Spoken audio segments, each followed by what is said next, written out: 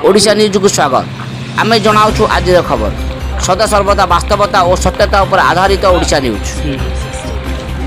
अहेतुक तैल दर वृद्धि को नहीं बरगड़ युव कांग्रेस पक्षर दाबीपत्र सह चेतावनी दि जाएगी।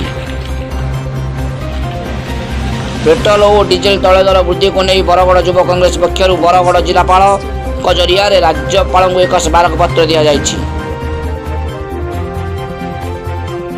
वर्तमान कोरोना महामारी समय रे कोरोना कटकणा जो लोक जीवन जीविका प्रभावित होगा सह आर्थिक स्थिति खराब आड़ गति कर फल राज्य आर्थिक अनाटन देखा देवा सह तैल दर वृद्धि लोक चिंतार विषय हो पड़ी।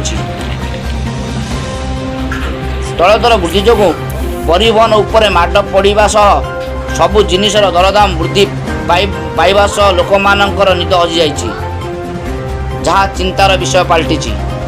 जदि तैल दर ह्रास करने सह तुरंत आवश्यक पदक्षेप निया नगले आगामी दिन में युव कांग्रेस पक्ष विराट आंदोलन मुंड टेकियो बोली चेतावनी दि जाइछि। एही दल में कांग्रेस उपसभापति विकी साहू, नीलिमा अग्रवाल, अंत पाढ़ी, रवीन दास, पंचानन मिश्र, आनंद प्रधान, सुरेश महानंद, विमल दास, विकास त्रिपाठी, प्रमोद नंद, दामोदर बारिक प्रमुख उपस्थित थे।